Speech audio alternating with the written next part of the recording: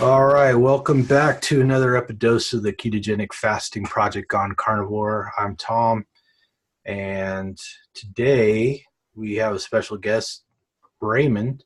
Raymond and I met on the daily conference calls at MeetRx, and Raymond has a very compelling story to tell. He's pretty much a carnivore poster child at this point. So why don't you introduce yourself, Raymond, and tell us a little bit about your story? Hey, my name is Raymond. I'm 47 years old, and I've been a carnivore for 2 years. The main driver for me being carnivore is I went and took a lab test around September 15th, 2015. I remember that. And I'm sorry, that's when I actually got the results. And the nurse pulled me aside and she told me, hey, it looks like you're pre-diabetic. Your A1C is at 6.0. You've got bad triglycerides. You've got bad cholesterol. You've got high blood glucose. So I was like, wow, I didn't even know how bad was pre-diabetic or what diabetic really meant. I mean, the only thing that I knew back then was you get foot chopped off, you get blinded, and that was it. So I asked her a little bit about it, and she's like, there are some things you can do about it, but this is progressive. She's like, you can change your diet and exercise. Well, I kind of refused to change my diet then because I like my food. And I went and decided to do exercise. So I did Orange Theory, which is a high intensity interval training, for about 8 months. And the changes that I saw in that was minimal. I gained a pound. I'm guessing a pound of muscle, but I didn't look like I lost any weight. So by then I realized, well, I guess exercise is not really working. Because one of the big things the nurse said is if you lose weight, it might help you out. So I was like, all right. So I went ahead and did research, stumbled on dietdoctor.com, and I started seeing these people, success stories saying, hey, they cured their diabetes. And I'm like, what? According to the nurse, that's not curable. So I got interested, started reading all about it, and started seeing tons of these stories. So their big thing was low carb, high fat. So I was like, all right, I'll give that a shot. 6 weeks trial. And back then they had my Orange Theory Fitness had a transformation challenge. It's like 6 weeks and you get a prize. If you win it, you get $500. Wow. I was like, yeah, that's incentive. $500. Yeah. That's what I said. I was like, man, I'm like excited for $500. I'm like, all right, you know what? I could do that for 6 weeks. I'll try their recipes. Because I was like thinking, if it works that good, fine. If it doesn't, I'll just give it up. So I went ahead and joined up and did the low carb, high fat exactly how it said. And I lost a bunch of weight. And that after 6 weeks, I was third place, by the way. So I didn't quite win it. But still, I was happy. That was against a big group of people. We're talking probably about, 20 or so. So I was happy to be third place. Didn't get anything, no money. But at the end, I realized I was like, wow, there's something there. So after that, we went on vacation, went to Canada. So I got off the diet, of course, with vacation. I wanted to stay on, but my wife's like, I'm not having it. We're going on vacation. You better try the stuff over there with me. She was not going to have it. So I was like, okay, fine. Gotcha. So yeah. So by then holidays hit, and then January came around, and another challenge was issued. Of course, January, everybody wants a challenge. Yeah. So I was like, all right, I like this low carb, high fat, but I didn't like I like the high fat part. I didn't like the vegetables. So I was like, is there a possibility that humans can live without vegetables? So I started digging around, looking around, and I found Zero Carbs Zen, Zero In on Health, all those carnivore websites. Before then, I had no idea this was possible. And I was like, oh my God, it's possible. So I'm like, all right, I jumped in feet forward, not reading anything about how to do it correctly, nothing. I just went in and I'm like, all right, I'm just eating meat, because how hard is that, right? Yeah. So yeah, so I did that. I actually lasted about 2.5 months, and I actually lost a lot of weight. I didn't win any, I didn't even place on that one though. I lost even more weight. I actually had definition on my abs just a little bit, where it looked like I was getting abs. I was like, wait a minute, what the heck's going on? But after that 2.5 months, I got the keto flu, or in my case, carnivore flu. And that was dreadful. And of course, hearing my wife nagging me, telling me I'm killing myself and all that. Oh, this is due to the diet, you know. So of course, you know, meanwhile I'm sick, most vulnerable time, I gave in. I remember the first burger that I ate, and strangely enough, I was we were vacationing at that time over in South Carolina, White Oak Pastures, and that was where I broke my first diet. And I'm like thinking to myself, we were at White Oak Pastures, I should be eating the cows, Wow. you know, not breaking or the bun, you know what I mean? So the irony of that. And so I gave up again for the next I think 6 months, because it wasn't until Dr. Baker announced a challenge for the community to do a trial study in August. I don't know if you remember that, Tom. August 15th. He's like, we want to get a bunch of people who's never done carnivore before. Go ahead and get on it and log your results. Right. I missed that August one, but luckily enough, he issued another one on September 15th. Oh. And I was like, all right, I'm in. So I went ahead and dove all in on that, hoping that I wasn't going to get a carnivore flu again, which I actually didn't. But I was going to do it for 3 months, because that's what his protocol was. Do it for 3 months, eat meat, drink water, no supplements. I was like, wow, that's interesting. No supplements. Holy cow. Yeah. I was a supplement guy. I mean, I bought about $500 worth of supplements every month. Jeez. So yeah, for my wife, for me, for the kids, whatever. Yeah. But either way, I spent that much on supplements, which Wow. you know, going from that to 0 supplements is, I was like, but I was willing to try it. I was like, okay, I'm just following him, because you know, I saw him on Joe Rogan. I was very impressed. I mean, that man's the man. So went ahead and did that. By the 3rd month, I had a 6-pack, and I was like, shit, how am I going to give that up? Was your wife still complaining? Well, she was still thinking I'm just a nut job and I'm probably going to give it up very soon, just like everything else. But she did like the results. Yeah, I bet. She actually got a little bit jealous, a little bit, because she was like thinking that you must be looking for other women. That's why you're losing all this weight. And I'm like, no, you know, this is making me feel great. The part I didn't mention though is my heel spurs was gone. I had plantar fasciitis, that was gone. Bowel issues was my biggest issue. So I have what I think is diverticulitis. I would have bleeding stool. I'd have it where I'd have pains that were like 10s or 12s, to the point where I want to kill myself. Wow. I had it where really when I was inflamed and I was on the ground, if I could, I tried to knock myself out. I actually tried to hit myself on a wall hard enough so I could knock myself out. That's how bad the thing was. Because I was just wanting to do anything. Yeah. But I couldn't. I barely could move. I don't know. Wow. I mean, it was just horrible. I used to have these mid-back pains also that whenever they'd flare up, it was, it put me on the ground also. So I had a lot of issues, not to mention rosacea covering most of my face right here. So all of those resolved after the first year for me. The heel spurs, I mean, every now and then I'll feel it, but I mean, it's so little that I don't even count on it. I feel like it's non-existent.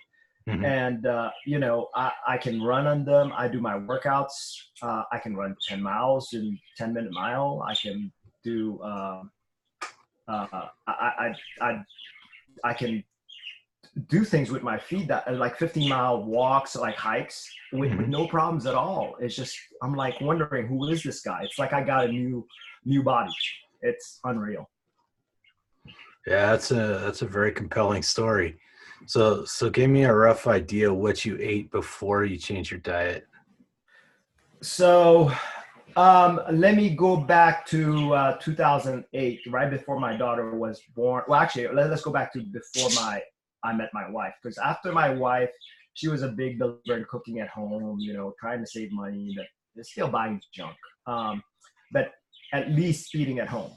Before that, I ate Doritos and chimichangas, to be exact. 2 liter Coke, lots of pizza, two-liter Cokes, Burger King, McDonald's. I mean, pretty sad diet. If you can standardize sad diet, I would think that was it. Now, when I met my wife, you know, she would cook a lot of wheat at home, had a lot of bread. Bread was constant. We had a lot of sugar. Cereal was big. I mean, I would binge on cereal whenever, late night cereal binges. Early morning, first thing with cereal. I ate every 3 hours. I got so bad at certain points that I would get shaky if I didn't eat. Sure. I'd sweat. And we're talking about just like, I'm not even exaggerating. I'm talking about like if I went over an hour. And to me, to think about that, I'm like, how was that me back then? You know, I shook so bad one time that there was at work, one guy got worried. He's like, we need to check your blood sugar. Yeah. And I'm like, why? He's like, well, I'm diabetic. I know what this is a sign of. And I'm like, no, I don't have that, you know? And because I was young, I was like, I don't have this old man disease, you know? So, but sure enough, I didn't have that blood sugar issue when he pricked me. But obviously, I mean, I really did. I was insulin resistant. Now that I think back on it. So that was my diet then. Uh-huh. So, yeah, I remember. I mean, I don't know that I got shaky too often, but I'd get queasy if I didn't eat. You know, like I got hungry, and then of course we all know people who get hangry. You know, it's like they need to be fed. They get all grumpy, and you know. Oh, I was. Did you used to get tired after you ate, like in the middle of the afternoon? It's so funny. Yes. It was so bad that if I had to drive somewhere, I would fall asleep in the middle of traffic. Oh, no. It would beep on me. And we're talking about, I'm not sure if you're familiar with Atlanta traffic, but we're talking about heavy highway traffic on I-75. And I would get these micro sleeps where I could not control myself. Wow. I would just pass out. It was just unreal. So yeah, wow. And it was constant. It especially near the end, right around at 45. I mean, I couldn't even control. After I ate, it was almost guaranteed I had to sit aside somewhere just to take a little nap. Wow. Yeah, that's something else. I don't miss that. So on a typical day, what do you eat now, and when do you eat? Typical day, I eat ribeye and cheese. So, and I've been doing that for the past 2 years. Ribeye is the staple. Now, every now and then when I go out with my family, I'll have duck, I'll have chicken, I'll have, you know, other meats. But I'm pretty strict with my diet. I'm actually very happy with it, really. I eat at the point right now, I can't say I eat for pleasure, if that makes any sense. I eat for sustenance. Mm-hmm. You know, and I don't mind that at all. It's not like you know, it's not like entertaining for me. So when I'm eating, I just eat. I want to say just get it over with, and then move on with something else that I'm doing. Yeah, it's kind of hard to explain to people.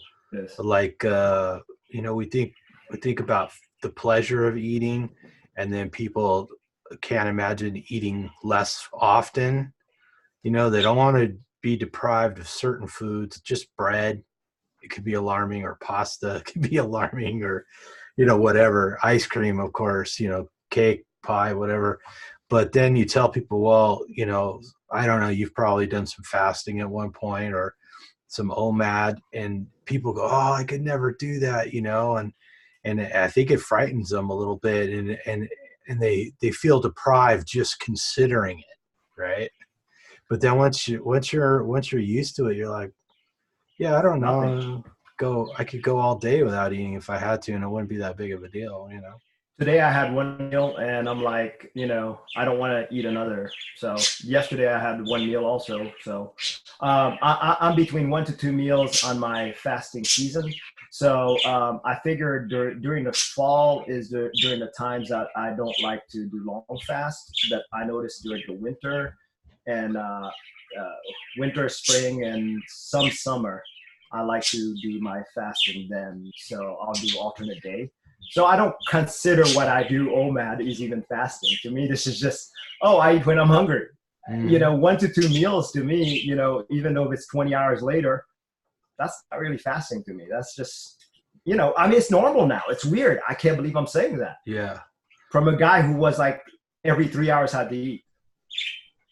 Yeah, I'm right there with you. I never really thought about how frequently I had to eat, but like typically I wasn't hungry when I woke up. I would eat like an apple in the car on the way to work.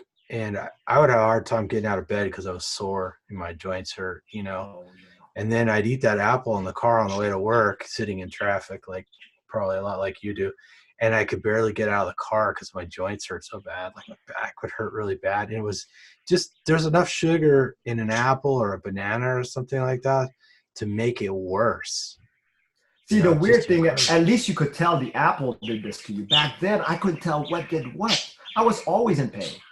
Well, I got to tell you, if it weren't for that habit, I probably wouldn't have been convinced that a single food could have so much impact. Like, because like you said, there's so many things wrong. Did you have any heartburn or anything like that? Oh my God. Yeah. Oh yeah. Heartburn was every night. I mean, it was so bad, even tilting my pillow wouldn't do it. And I feel it where it burned all the way up to the esophagus part. And I hated that feeling. I couldn't sleep most of the nights. I would almost choke on, like, how you kind of feel a little vomit like in the middle of the night where it burned the whole night. That's how, it was horrible. I don't miss that. It's funny when you bring things up, I was like, I totally forgot about that. Yeah, well, that's kind of why we depend on collective memory, and people, conversations sort of jarring things because you can't remember everything all at one time. Yeah. And there's so many, that's the weird thing, so many negatives that just got cured because now I don't have any heartburn, which is unreal. Yeah. I would buy those big boxes of Alka-Seltzer, and I'd have there's over 100 packages of tablets in there. And I have one at home, I have one at work, I'd have them in the glove box. In fact, if I went out and looked in the glove box of my car, I bet you there's still some in there because I had to have it, because like I'd just be sick. I was apple cider vinegar. I carried apple cider vinegar everywhere with me, everywhere. The thing is I was too stubborn to, I don't like the Western medicine side. So I was a big herbal guy. So I always wanted to find the cure with herbals and not that. But to me, it's all medicine. I never realized that you could do it just through food, which is an awesome answer by itself, Right. So one of the things about sleeping is I used to snore so bad that my wife moved out and started sleeping with the kids. Now she sleeps with me again. So that's a big testimony. She's like, I don't hear you snore. Now, I've never really tested it, like having the app where you could put and test that. I've never done that. So I don't know. The only thing I do know is that my wife's sleeping with me again and she's not waking me up every 5 minutes because I'm snoring. So that's really nice. Yeah. So, how about your mood? What happened with your mood when you changed your diet? So I used to wake up real grumpy every day. I mean, you better not talk to me at least for that first half hour. I would just jump on somebody, and I would just even kill. Actually, I feel euphoric in the morning. Like this morning, I woke up, I was like, wow, just everything feels right. I love that feeling. I used to never feel that in my adult life. When I was a child, I did. Can you imagine feeling that way again? Like I felt like I was when I was a child. That's such a beautiful feeling. It's like all of a sudden everything just feels right. I love that feeling. So, and this happens quite often. I'd say now it's about once to twice a week that I'll wake up euphoric. And I'm like, wow, it's just crazy. Yeah, it's amazing. I'm sure the whole idea of just eating meat sounds insane to people. But the incredible change in quality of life is to the point of almost sounding ridiculous, right? Because we're roughly the same age. I think you're a couple of years younger than I am. And as you start accumulating these aches and pains, you go, well, you're getting older, right? Right. Everybody has heartburn, Everybody has digestive issues. Some are worse than others, right? Yeah, as you get older, you pack on a few pounds, right? You start losing your muscle tone, right? It's all just part of aging, and maybe stress, and maybe pollution, and maybe all these other excuses Yep. why we degenerate and our quality of life goes down, and everybody's afflicted by it, right? And you sit down in front of the TV, and there's ads for biologics, and there's ads for antidepressants, and ads for antacids and proton inhibitors. And I mean, just chronic acid reflux or heartburn or whatever, those medications, those prescription medications, are only supposed to be used for a maximum of 28 days at a time. Oh, really? Yeah.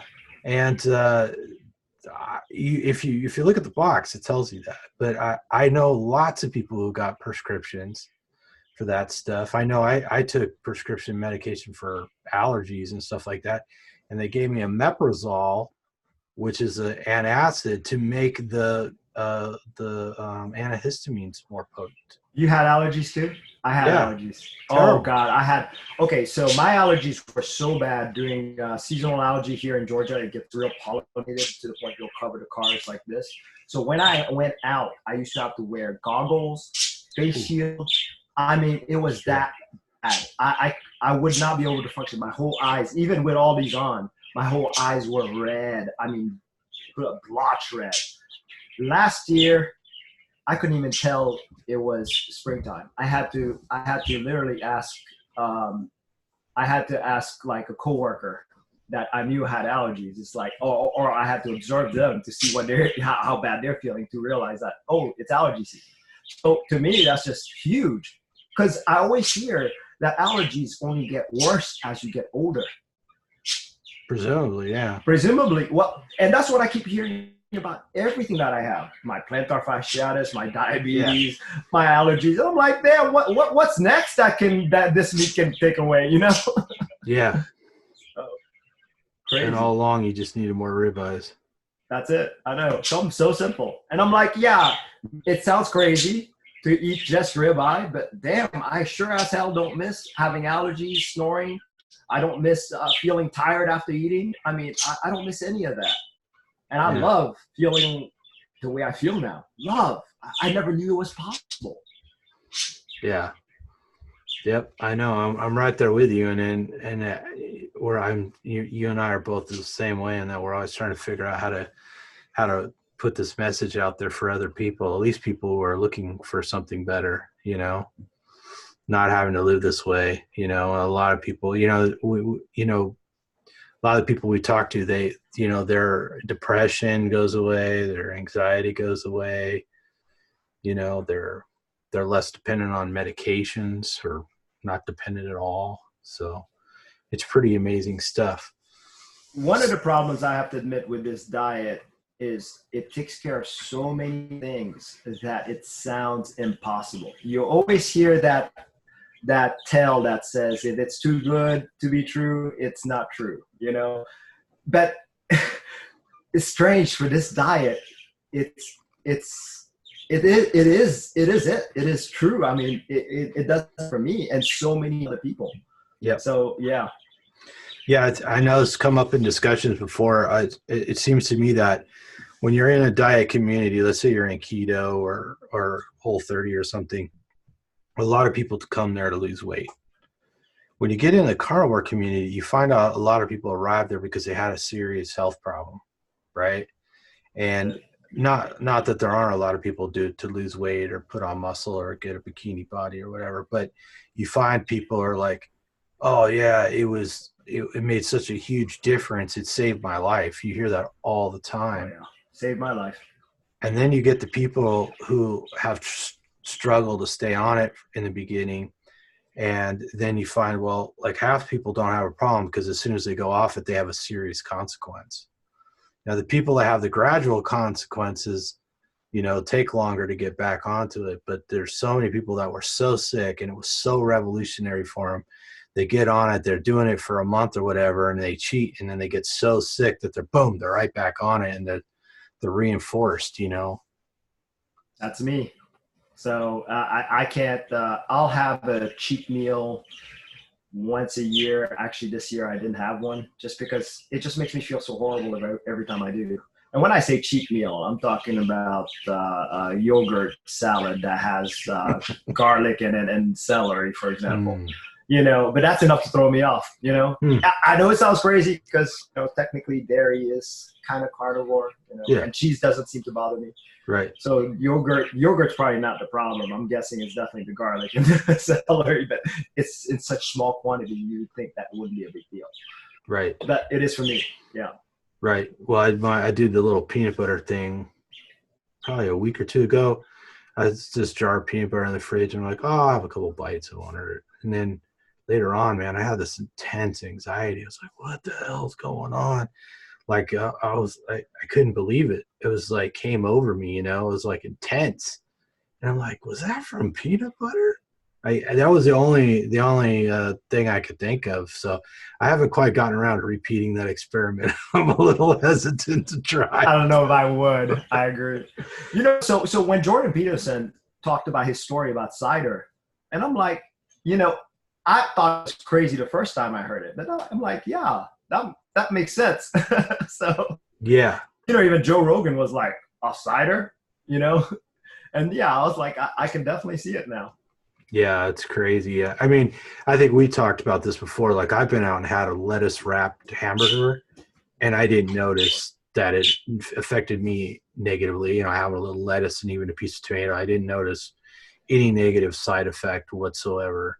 So, and we talk about being pretty strict carnivore, but you're out in a social setting or whatever. In fact, this summer I went over to help a cousin cut down a tree, and they brought burgers, and I ate a regular burger with a bun, and I didn't notice anything. Of course, I was out chopping wood with an axe, so you can imagine how many calories I burned. I don't even know. It was probably off the charts, so I probably burned through that like there's no tomorrow. In fact, I think I ate more than one burger. I probably did. So, and that didn't affect me, but certainly not something I would do unless there was extenuating circumstances, because I don't want to find out. I don't want to go back to the way things were, Same. And I've had it where my flare-ups for diverticulitis, when that comes back because I cheat, or if I do something that's a little over the top cheating, like a burger. I've tried that actually with the buns, and the flare-up would come back, and I don't like that coming back at all because it doesn't come back as intense or as bad that it's bad enough where it scares the crap out of me. So, yeah. Literally, right? Yeah, literally, exactly. Right. Yeah. Well, you want to go through your photos? You got quite the collection, Mr. Carnivore Poster Child. Sure. Let's talk about it. Let's share the screen here.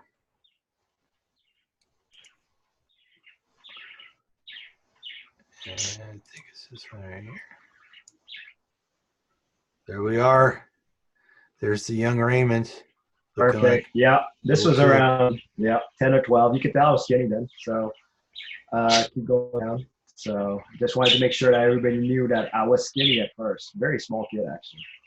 So by the time I got 18 right here, 18th on the left, 25 and 33. You could see I'm just getting bigger and bigger. I did work out, so I like to bench a lot. You can tell how my posture is a little crooked. So that's from lifting incorrectly as far as benching. I used to eat a lot of pizza. I worked at a pizza place, so I ate a lot of pizza during that time, and that's where the growth came in. So if you scroll down a little bit, so by 2008, when I was 35 years old, me and my wife, so I had such a big belly then, I thought it would be funny that, my wife was 8 months pregnant at that time. I was like, cool, we got a picture together saying both of us are pregnant. So I did. So this is the funny picture that, I stuck my stomach out as far as I could, and I actually look bigger than her. So that's amazing. So then, obviously the weight didn't come down. This is when my son was born in 2010. It just kept on creeping up actually. So, and you'll see this is, how old was I? 39 there. So I just kept on ballooning up. I reached to the point of 252 pounds. So this is my boy, Connor, and this is Leah, my daughter. She's the older. So if you scroll down a little more. So by 42 years old, you could see my face. It looks like it's so inflamed. And this was an extra large in the middle that I wore for that picture, that I was popping the buttons out. If you look closely enough, one of the buttons not even buttoned all the way in, because I had little issues with getting the buttons in. So I was just busting out of my clothes. So I was actually going to, I did actually, the next order of clothes I had was XXXL. I never wore it too long because I started losing weight after that. Yeah, that one button's holding on for dear life, isn't it? Yeah. So yeah, like I said, so if you see my blood pressure right there is 131/86. So I was pre-hypertensive. That was my measurement almost all the time, if not a little bit higher. Sometimes it was 150/95 or so like that. So I was borderline hypertensive. And again, at that age, and this is around the time that the nurse told me that I was pre-diabetic. So I started working out. So this picture actually with my kids, I did work out, and that's the weight loss that I had, which doesn't look like much different. It just looks, I mean, I looked a little more toned. But if you go down, I'll show you more description there. So right here, yeah, this is on the yellow on the left. Yeah, this is where I started low carb, high fat. So this is all the beginning of it. So a friend of mine told me, hey, why don't you take pictures of yourself while you're doing this weight loss? And I was like, yeah, sure, why not? So I started doing weekly pictures just to see how far I'll go. So good thing you did, because it's very entertaining for the rest of us. Totally. So over here, this is the end of low carb, high fat. And if you can tell, if you can see, I mean, it's hard to tell, but I did lose a lot of weight. So you can see there, my chest decreased, my waist decreased, I lost 10 pounds. I mean, so right then and there, I was like, there's something to diet. Because I was like, obviously exercise didn't do it. And I was doing Orange Theory about 6 to 7 days a week. Wow. I mean, I was working out hard. And I gained a pound, and I didn't look that much smaller. So I was like, all right, that's where I had to change things. And then the low carb high fat, I felt like, I mean, it was almost immediate within the first week.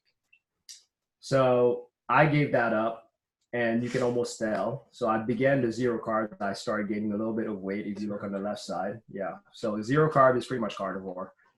They called it zero carb because I was following zero carb Zen at that time. And you can see the difference between that and that end picture in the green. So it looks like I've lost a lot again. Of course, I gave that up. That was 2.5 months. So if you scroll down a little bit. Oh, I'm sorry. That was the end of zero carb. Yeah, my bad. That's the beginning. Yeah. And that's the end. And you notice that I'm starting to get formation of a 4-pack, or, you know, at least you can see my, you know, you can see instead of just belly, right? Yeah. So totally. Carnivore worked then, you know? So I was like, bet I couldn't keep it up because I had the keto flu or carnivore flu. So I was going to ask you that. How long did it take before you felt some sort of carnivore flu symptoms? After my 6th week. No, I'm sorry. 8th week. Yeah. Yeah, it seems like a lot of people tend to feel it sooner than that. Yeah, I was surprised because I thought I was clear going. And then, you know, and it literally felt like the flu, except a lot worse. It's probably my second worst flu I ever felt in my life. So, yeah, it was bad. Interesting. Can you please bring 45. Look at that. Yeah. So up there. This part is where I started intermittent fasting with a low carbish, because remember I quit because of the sickness. So I started reading Dr. Jason Fung's book, Obesity Code. Yeah. And I really got into the whole fasting thing, and I wanted to see what it could do. Sure. And I had some pretty decent success on. So as you could tell, I mean, I started getting more of a pack. But so I was like wondering, hey, what would the combination be with carnivore and this? You know, because separately, you could tell there's definitely, and I felt, all right, if I were going to compare carnivore and fasting, which one's better, I definitely would say carnivore. There's no question about that. But I can say fasting runs it runs second. There's no question. So, yeah, fasting is a very powerful tool. It really is. So I don't deny fasting. So now this is beginning carnivore right here. You could tell if you scroll up just a little bit, you should see my blood pressure on this. So my blood pressure was still, so this is doing fasting and low carb, and it still stayed up there. I never got rid of my blood pressure until I went full carnivore for 3 months. And you'll see the picture from there. So this is start of carnivore. And by the end of carnivore, not end, but 3 months of carnivore, you can see a 6-pack. So this in the green over there on the left is my before picture. And then this is the after. And all of a sudden, I've got a mini 6-pack. And then this, I'm not flexing. I wanted to show, you know. And if you look at my blood pressure on that one, scroll up on that, 112/72. And it's like that constantly now. Unreal, which I was just totally shocked. So that's another benefit for the blood pressure. And you could tell that this was May. Blood pressure, that was just a little bit higher that time, 121/81, but really that's still really good numbers, you know? Yeah. So, yeah, I mean. And clearly an improvement. Right, clearly an improvement. But this is in May, so I just kept on leaning up. So I have more of a 6-pack. This was May in 2018. So all of this is 2018. So this is a year ago. Yeah. So if we go down a little more, you'll see where August. So right around that time, you know, obviously sun's out and all that kind of stuff. So it's a little easier to, and look at the blood pressure, which is wonderful. Still losing fat. My body fat seems to stay around 18 to 20%, which is, you know, no matter how I look, it's kind of weird. So, you know, I kind of have the 6-pack there. So I decided to try an experiment on December because it was Christmas, and I'm like, well, let me try no fasting, forcing myself to eat 3 times a day because I wanted to find out, is it the fasting that's doing it or is it carnivore? So I was like, let me do 3 times a day carnivore. And the problem with that is, I gained weight and I didn't feel as good because I don't know why, that as carnivore, I don't think we're supposed to eat that much. I really don't. 3 times a day is way too much. Oh, what was your activity level like at this point? So at this point, I added jiu-jitsu. 2018. So karate and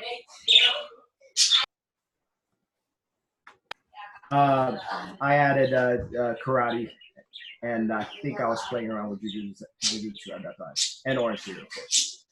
But Orange Theory was steady. So by January 2019, I decided, all right, let's hit it hard. Let's go alternate fast, 32 to 40 hours. Which great thing is I lasted 6 months. Sorry about the kids, man. It's all right. So my blood pressure, which is great still, you know, and you can tell this was after a week of alternate day fast. And it just started looking really good. So I kept this up, actually, believe it or not, for 6 months. I did alternate day fasting, but we'll talk about it a little further. So this is March 2019. This one I had to show off a little bit because the anecdote for Dr. Baker. This is our first Carnivore Con. That's right. He had me as a picture. I was like, holy cow. This came totally as a surprise. He didn't talk to me about it. You know, I didn't know him from Joe, you know. And all of a sudden, he's got my picture up there. Everybody turns around to me and is like, is that you? I'm like, I guess so. It looks like my bathroom. Yeah, it looks like my bathroom. I know I almost had to rub my eyes a couple of times. I'm like, wow, that was so cool. So anyways, that's quite a story right there for me. Oh, funny. I'm running out a lot more. So I was like, all right, I started studying a little more and ran into Wim Hof. So Wim Hof's big about push-ups, he's big about the cold showers, obviously. So I decided to do the cold showers, push-ups, cryotherapy, sunbathing, all that together. It didn't last long now. And my alternate day fast, I increased every week. I went 55 hours plus. So I would do Monday, Tuesday, not eat, Wednesday eat, Thursday not eat, Friday eat, Saturday not eat, and then Sunday, so alternate day, and then go back to reset it. And I did that for 3 months.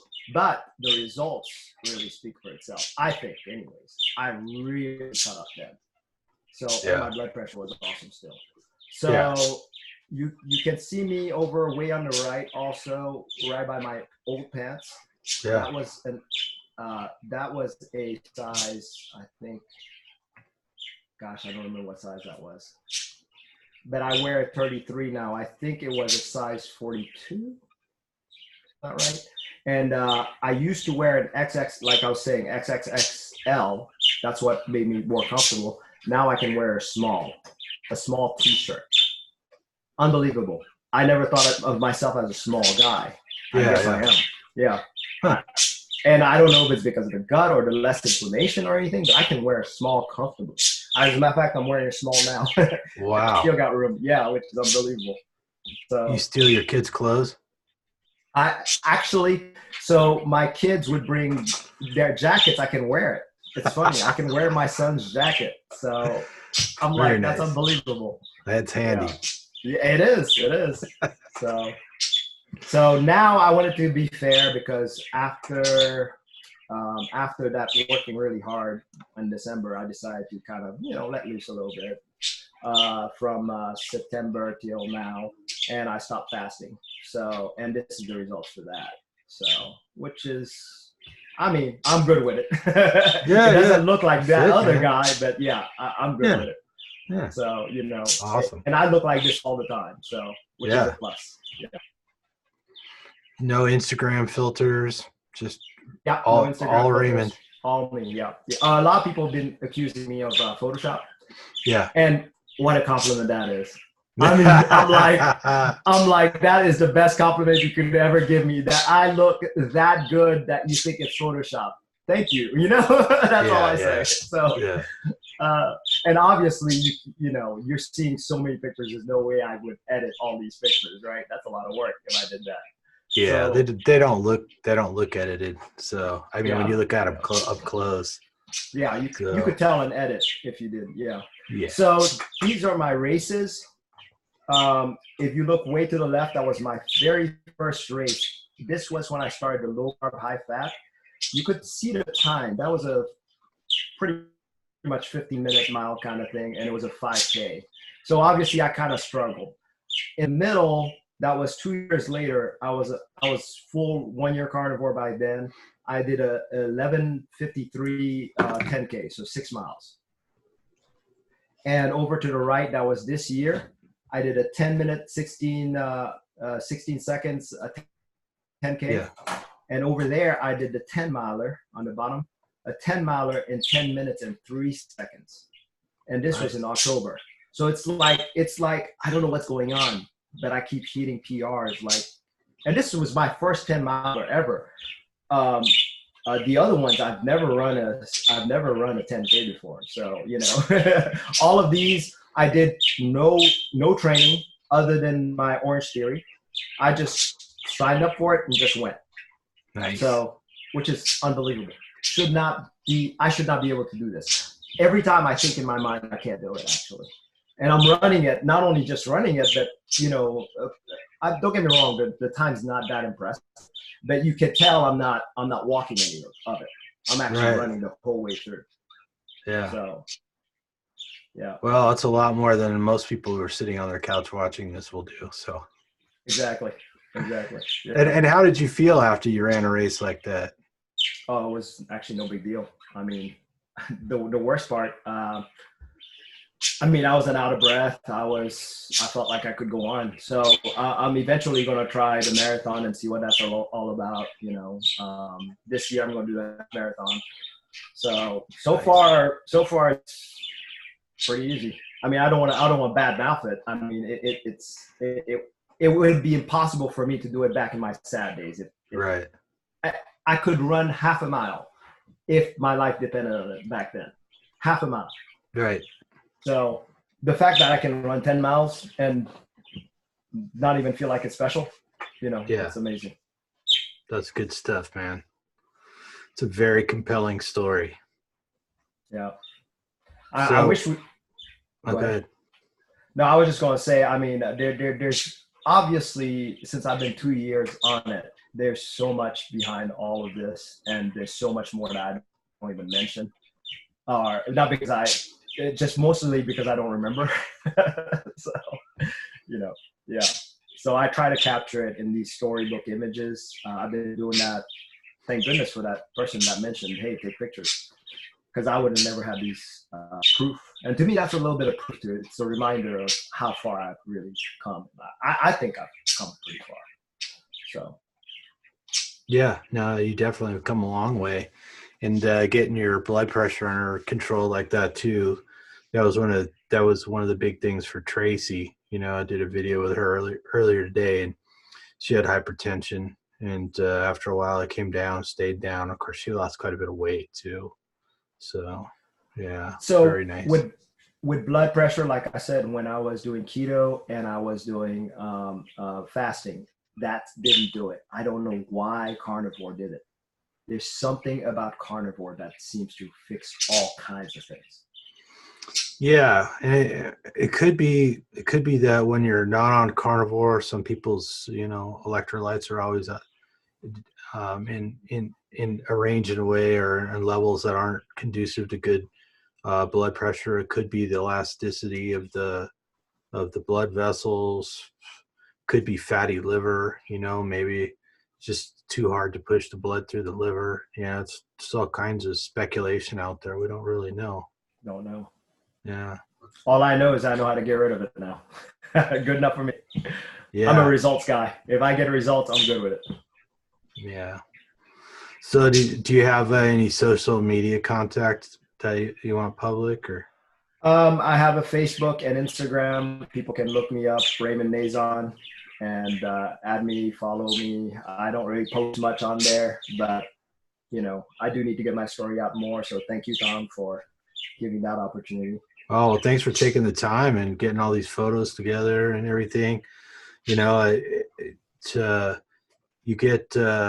help one person, and taking the time to do this is worthwhile. But we put something like this up on YouTube and people pass it around, and eventually it could help hundreds of people. The kind of thing we don't think we'll ever be able to do as an individual is help hundreds of people have a better quality of life, or not have to take a medication that has side effects, or a medication they can barely or can't afford, or whatever, or get up and move around when they're debilitated by all kinds of problems that we're supposed to have, So, yeah. Just to know it's possible to slow down, I won't say slow down old age, but to make it where you actually live a perfectly great life all the way to the end. To me, that's the best message that I can give for any future carnivores. It's like, I'm hoping that it's going to last throughout my life. I don't know the answer to that, but if I feel like this all the way till I die, I'm good with it. Even though if it's a short life, I'd still be fine with it. Didn't you have a coronary artery calcium scan done? That's right, I did. I had a coronary calcium score that was 700. So that's one reason that I watch my blood pressure so much, because of that. I feel so good that it's definitely worth the risk. So, and I always think to myself, this diet will eventually kill me. There's no question about that. Every diet's going to kill that person, right? But that's right, exactly. If I can run to the grave instead of crawling and begging to get into that grave, I won, I won. Yeah. So Absolutely. Yeah, I'm doing so much more now. I'm so happy to do stuff now. I'm looking forward to activities, and I love going to the gym now like I never did before. I mean, I was a regular gym rat, and I went there and I mostly struggled. I got heavier working out. My appetite was crazy. And eventually one day I'm on a treadmill and the belt would stop. And I go flying because the first thing that happens is you fall forward on the control panel and you pick one foot up and then the belt starts again and then it flings you right off the back. So I did that many times, and you move from treadmill to treadmill trying to find one that could handle more weight. And it was miserable. I eventually gave up on the treadmills because it was just brutal. And in fact, one day I went flying off that thing, and the lady on the machine next to me started crying because it was so dramatic for her to see me come flying off of there. wow. And I told her, I said, "It's all right. I do this all the time. I'm used to it." Oh my God, Tom! Wow. Yeah. What a story. Yeah, it's for a person who went to the gym religiously every morning before work, and I was getting more and more careful about what I ate, and I was just getting more arthritic and fatter, and heavier. Yeah. So and eventually I had to give it up because the pain was so bad. It's like I can't lift weights anymore. I can't do any cardio anymore. So see, that's the thing. I work out about 3 to 4 days a week, depending on vacations and stuff like that, or kids stuff. And sometimes I don't work out at all in the week. But I work out less than when I used to try back then. When, like I said, every time I would work out, I would get heavier. I would eat more, everything. Mm-hmm. This is the first time that and not only that, I was so sore when I tried to get back into it that sometimes it would take me like a month recovery. At least when I was like 44, 45, 3 years ago. So I remember trying to get back into working out one of those times, and God, it took me. Even with Orange Theory, I started once a week at first, and then eventually I adapted. But it's just weird how long it took me to recover from a workout. I was sore everywhere. Now as carnivore, I'm going, 3 or 4 times a week. I work out. I know that might be extensive, but I'll do Orange Theory, then karate, then jiu-jitsu at the same time. So, back to back. But I feel no soreness. I'm rolling with 20 years old after that. And they're the ones who's panting and getting worn out. So I'm like, cool. For a 47-year-old, you're like, not bad, So yeah, I go to the gym where it's mostly 20-something-year-old, a lot of like bikini and fitness models in there and stuff like that. And I'm often shocked at how little they lift. It's like, man, you get up on stage and compete for prizes, and I'm like, you're seeing lightweight, low reps, short sets, and it was like, whatever, and one day I was squatting and I got up to, about 500, like 495 pounds on the bar. And I saw one of the trainers, he's looking, I could see him in the mirror over there. And he's like walking up behind me thinking, oh my God, I'm going to have to do CPR on this guy, Right. Well, because they just, you don't see that there, but I see these people eat because a lot of them eat 6-8 times a day. And so they're snacking while they're eating, it's rice and vegetables and chicken breasts, and they got sauces on everything. And, and it's like, wow, I've never eaten in a gym.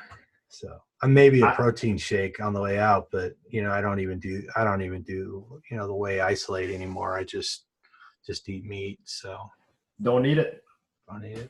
Yeah. And I remember too, in the past working out, like you hit a muscle really hard and the next day or sometimes 2 days later, a lot of soreness in the center of the muscle. Like it just hurt, it burned, and it could stick around for a day or two. And now I don't get that. I mean, I get a little tiny bit of soreness sometimes when I hit it really hard. Like the next day I feel a little bit stiff maybe, but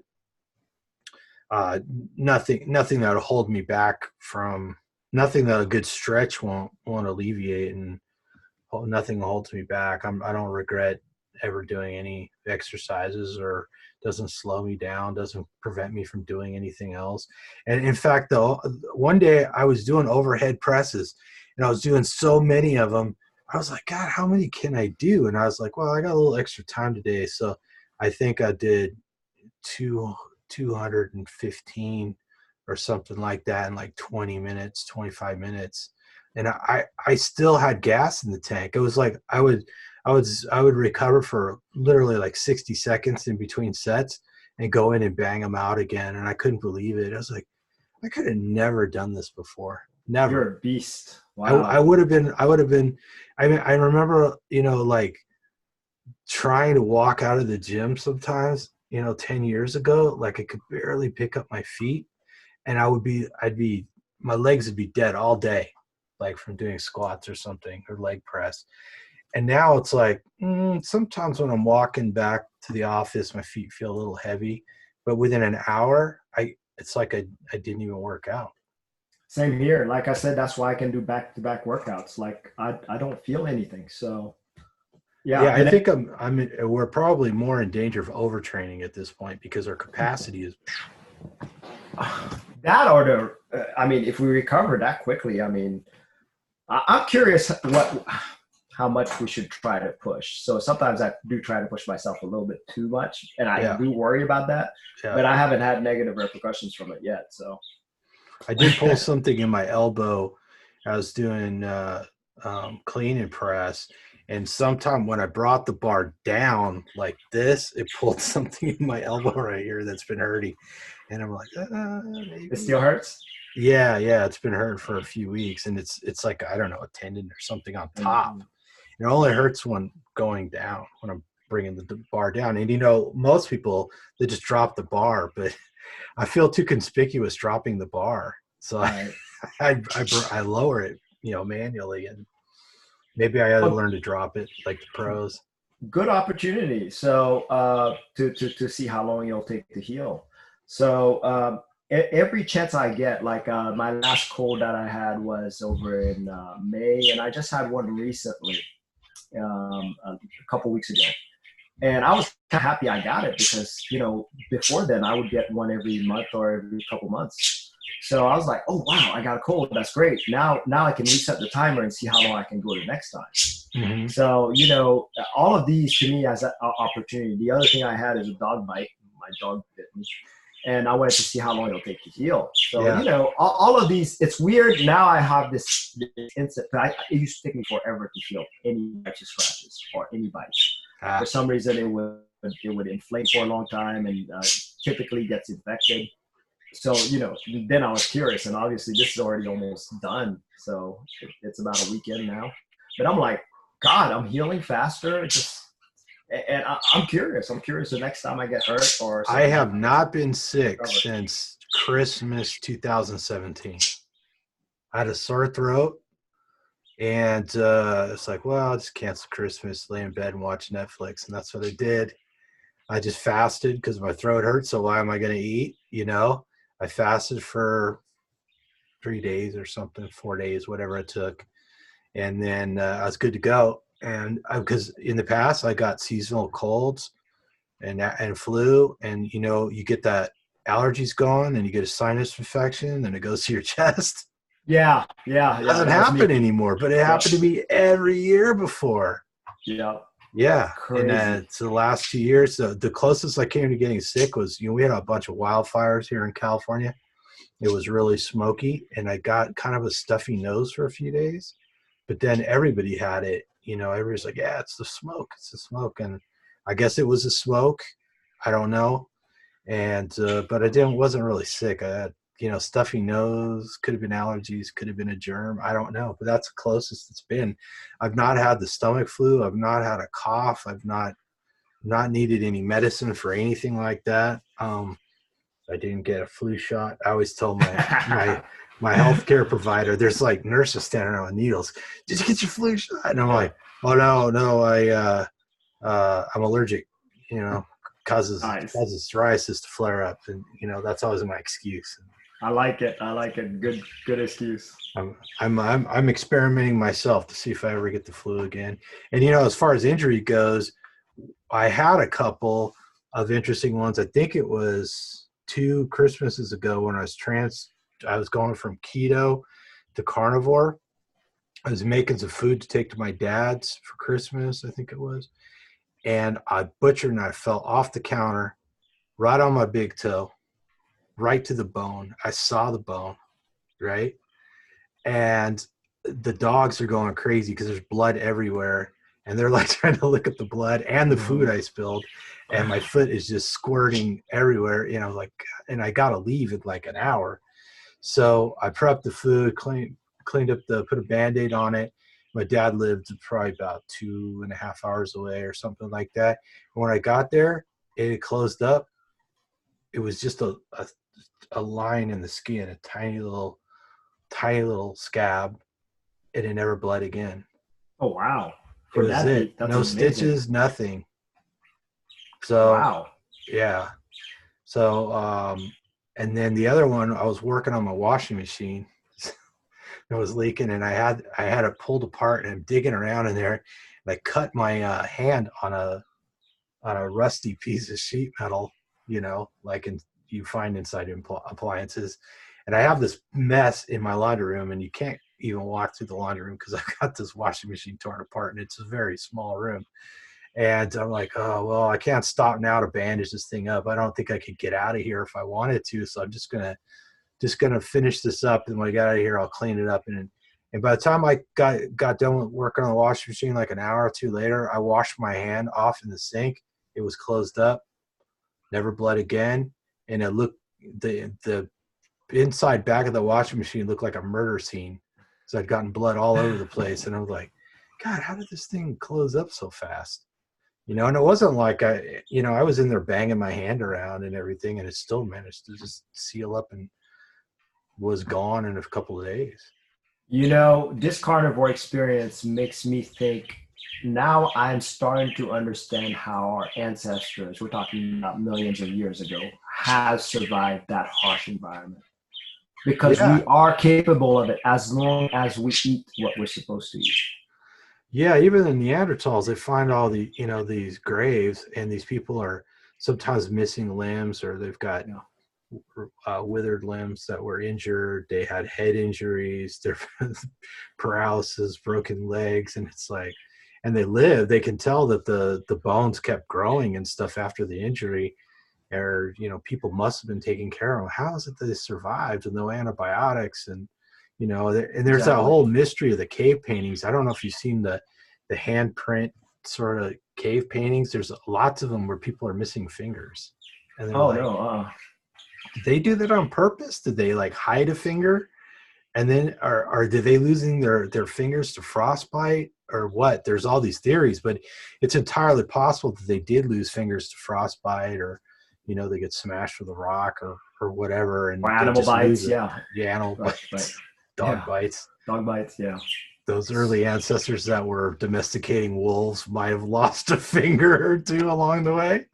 Yeah. So there you go. But like I said, now I'm starting to understand that, because first of all, they can go days without eating. I can go days without eating. I fasted, but my longest was only 5 days. But I got bored, so that was my reason. Because I could have done way longer, easier.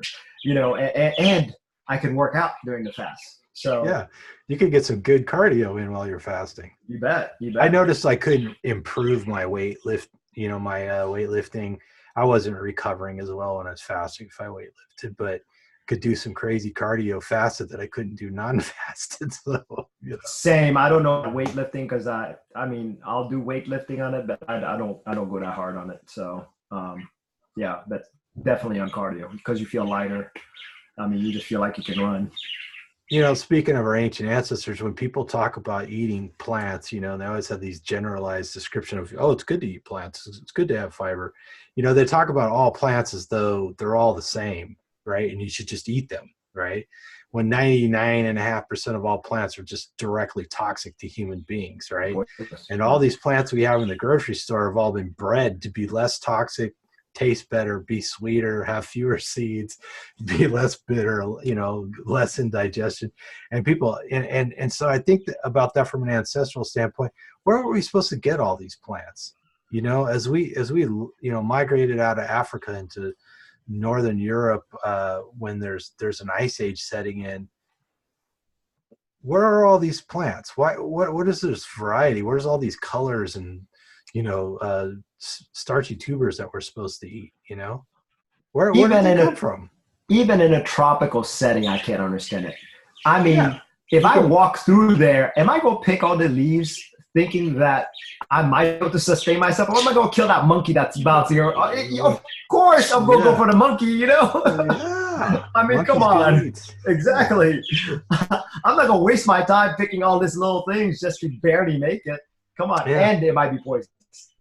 Yeah. So it's nuts. Yeah. Yeah. And that was really convincing to me, because I love reading about archaeology and of course cave paintings, and they dig up these trash pits from these sites that have been habituated for thousands of years by humans, and they're full of bones.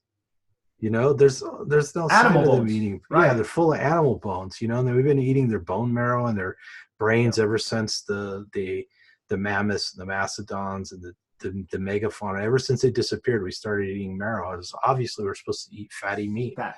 The fatty meat of ruminants is the prime stuff, but we ate wild pigs and stuff like that, and obviously ate lots of birds and so on and so forth.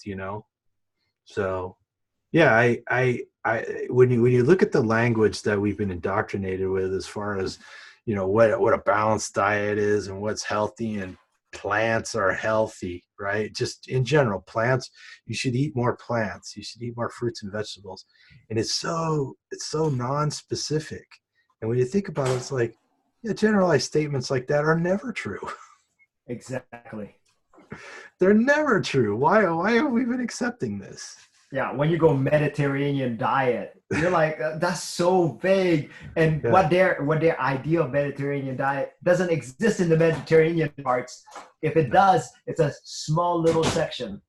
Right. I think my big fat surprise talked about that in her book. So right. And as seafood has gotten more expensive and meat's gotten more expensive, those people have had to change their diet, and they're succumbing to the same diseases that we are. Right. Yep.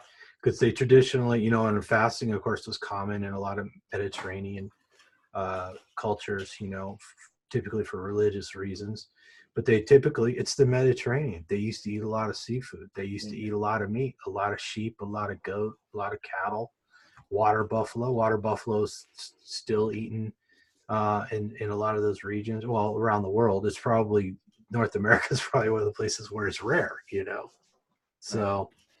Yeah. So I think about that, and I think about how language is used to shape our thoughts, right? And the language is as big of a problem. How we describe things is just as big of a problem as advertising for junk food is, maybe more. Totally. Totally. Yeah, I like to take the language back. I do too. Yeah. But let's be honest about what makes us strong, what makes us think clearer. I mean, now that we have the proof, well, to me, we have the proof because we have evidence from thousands of other people. It's like the only evidence that you're not going to get is because you haven't converted yet. I haven't seen, speaking of which, Tom, have you seen any negative stories of anybody that went carnivore that's been carnivore for at least like 6 months? No, I follow Vegetable Police, Casey. Yeah, I do too, Casey. Yeah. Yeah, and so he tried carnivore for quite a while, and he had issues, and he did not resolve everything he wanted to resolve. And and I'm sure there's other people too. They run into a problem, like maybe they get the keto flu and it's persistent, or of course a lot of it, most diets of course fail because people can't comply for one reason or another, right? But I don't know, maybe it's like, just started eating meat and had some serious health crisis.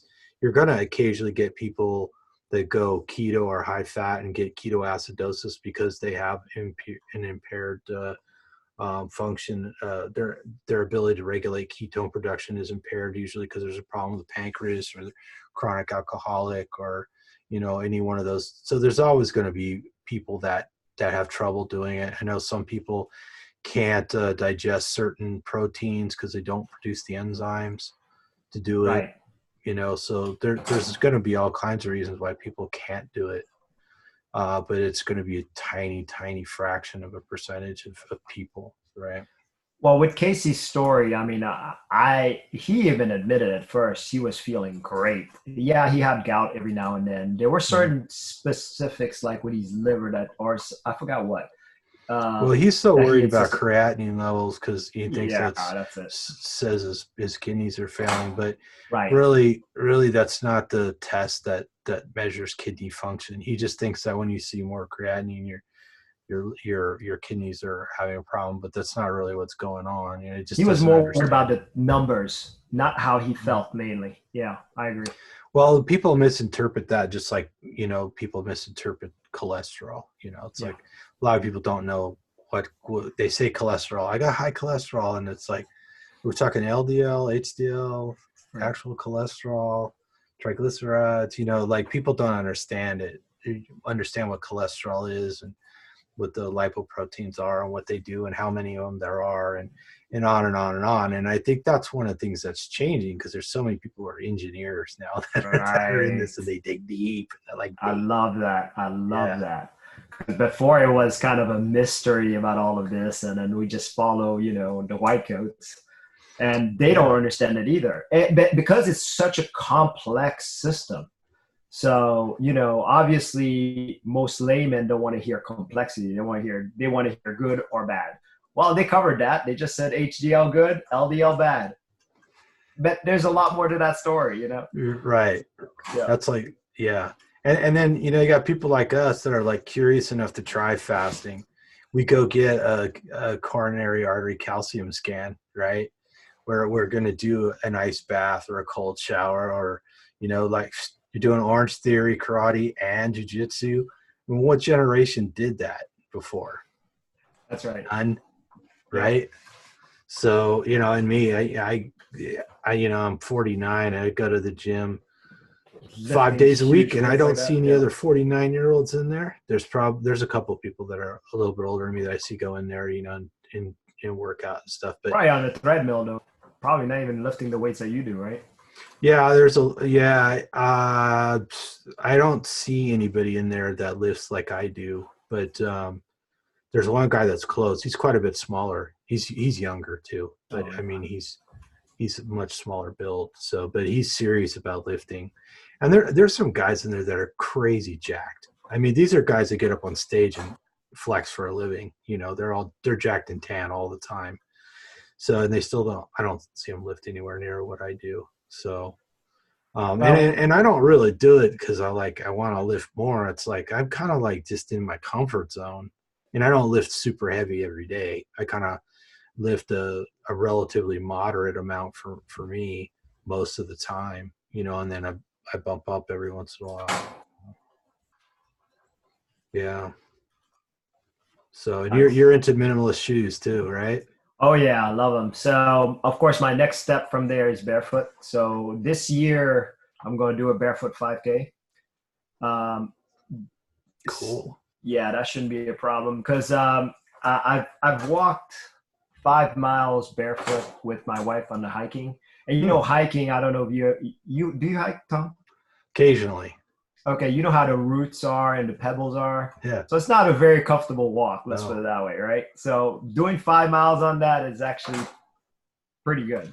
I tried to go pig hunting with my my 5 fingers on. I didn't make it. I went back and got my boots. It was rough. Yeah. It was rough going.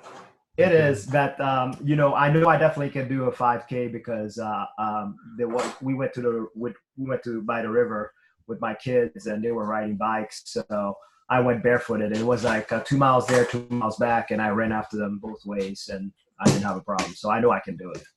So well, as obscure as this is, when I'm out, you know, looking for pigs, I see barefoot prints, and they're from homeless people that live in the wilderness, in the brush. What?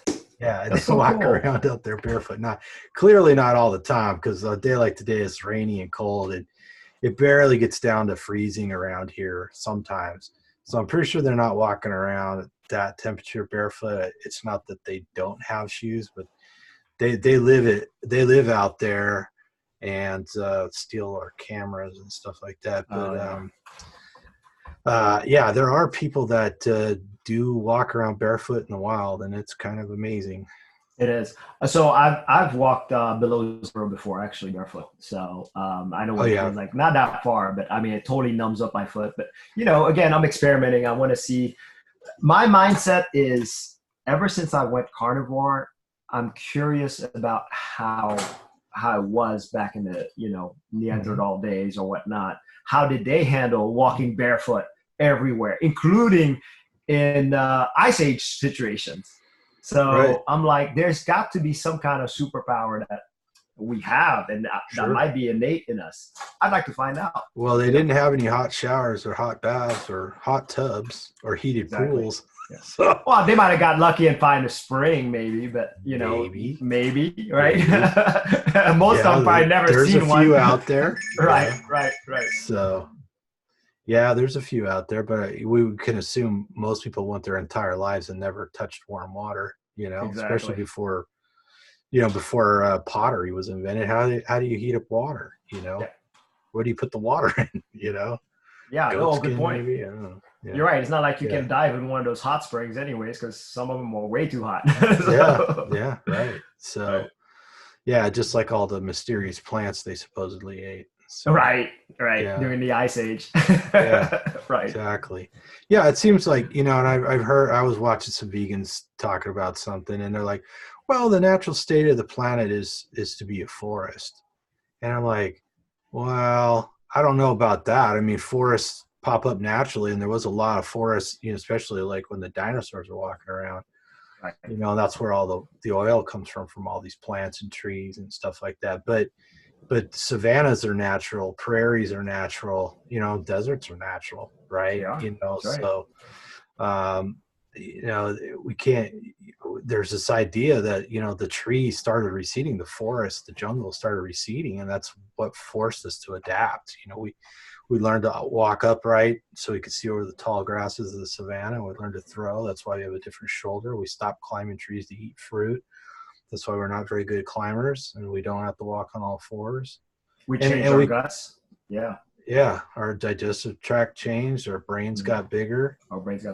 Yeah. So it all makes sense from that standpoint. So what makes even more sense is how adaptable we really are.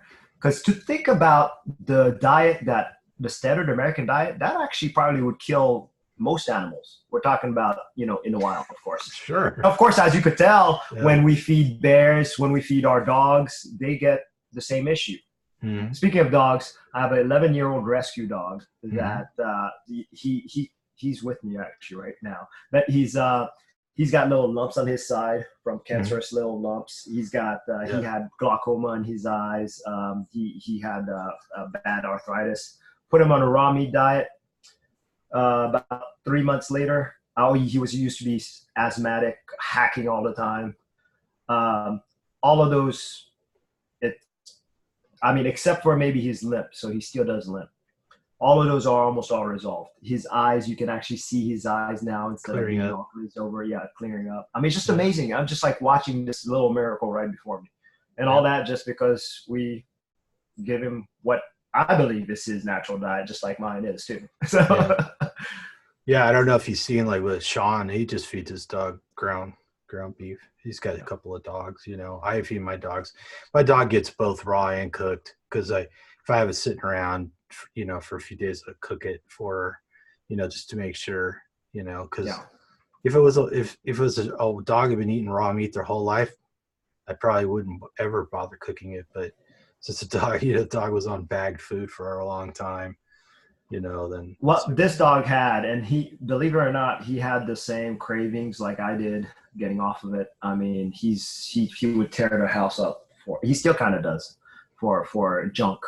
He'll try to get the candy bars that my kids have laying around, so he's still going through that. Hopefully that phase will. Yeah. My little rat terrier, we call her trash truck, because she'll steal anything to eat. She'll dig in the trash. She'll tear things open looking for scraps. She'll eat paper, just. Oh, that's what he does. Yep. It's terrible. Yep. But she was a street dog that, got rescued by some group, and they had her. I went in to buy dog food, and she was on sale because she'd been there so long. So I got her for $20. So I got a dog that had all its shots and been spayed and everything for $20. You can't go wrong. But she's a scrappy street dog, so she's used to eating garbage and, getting in fights and all kinds of stuff. So. Well, if you notice anything with her and Carnivore, Yeah. She's pretty healthy and spry, but I had two other dogs. One was my mom's poodle who had a heart condition, and then my dog Stumpy, who was a giant rat terrier. They both had heart conditions from plaque on their teeth, and they get plaque on their teeth from eating bad dog food, from eating shit diet, and that right there, and I don't know if you know, but I was talked about this before. One of the easiest ways to lower your CAC score, your coronary artery calcium score, is to make sure you have no plaque on your teeth. People see an immediate lowering of their CAC score. So it not only affects dogs' hearts, it affects people's hearts. Yeah. So yeah, no, it makes sense. Yeah. Yeah. Sure. So we don't know exactly what the mechanism is. We can speculate that it could cause inflammation, and that bacteria and even fungus gets into places and starts living in there or something like that. We don't really know. We don't know. But yeah, so it's important for dogs too. And it's no mystery that we've kind of co-evolved with domesticated dogs because it's so convenient. A human and a dog is 5 times more effective as a hunter, right, than they are individually, right? And we have the same sort of dietary demands, I believe so. I really do. Yeah. As a matter of fact, I'm surprised nobody's made a test like the Pottinger cats with dogs. Yeah, I don't know. That would be, you'd think that would have been done by now. So right. Unless, who's going to make it? The food company, the pharmaceutical company? No, probably not. We'll have to crowdfund it, right? I love it.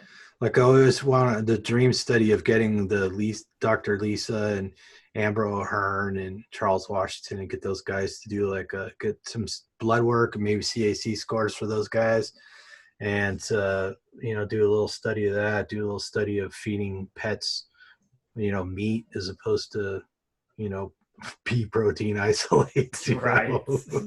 You go get your grain-free dog food, and you think you're doing good, and you find out it's full of peas and carrots, and you're like, yeah, that's not natural food. That's all man-made, invented food. We invented the vegetable, and then we processed the hell out of it.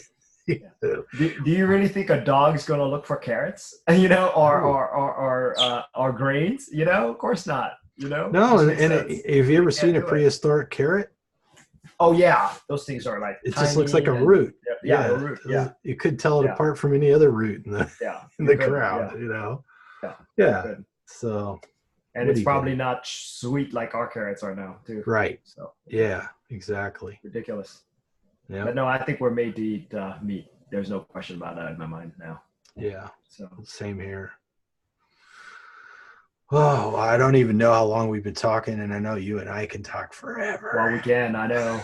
If we weren't recording, I'd be like, let's chat some more. But yeah. I'm trying to think. I'm trying to be good. We could always do this again. This is great. And I'm sure we'll have more to talk about. And I know we both hang out at Meet RX and do the daily conference calls there. Yeah. So which one's coming up in a little bit? So yeah. Yeah, that's when my alarm went off. Say, hey, get ready for the meeting.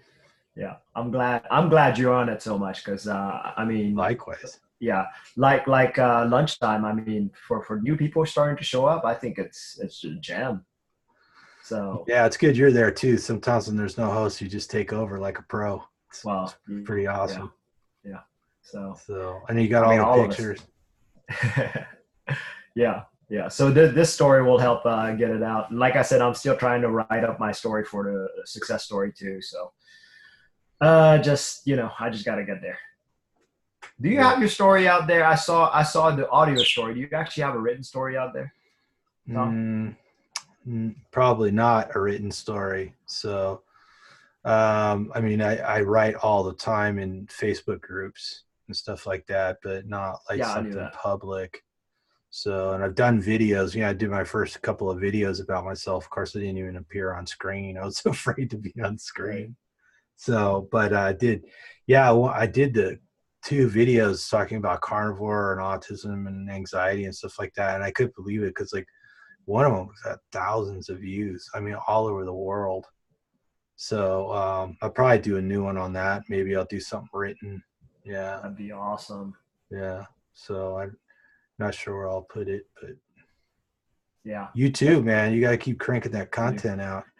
I do. Yeah. Well, you know how it is. It's hard to talk about yourself, but you know, the good thing is we got to think that we're helping others, you know, in the hopes of that. So that kind of changes the conversation, you know? So Yeah, that definitely. Once you get a thank you from somebody or somebody says, "Oh, you really helped me," then it's all worthwhile. And then you're like, "I'm going to do it again, man. I'm going to do another video." So I can't believe I got over 100 videos now.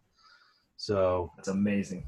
yeah, and that the one with Emily just did really well. It's over 600 views, and I don't know what the one with Lisa I just put up a little bit ago, and it was like 160 views. I was like, "What's going on, man?"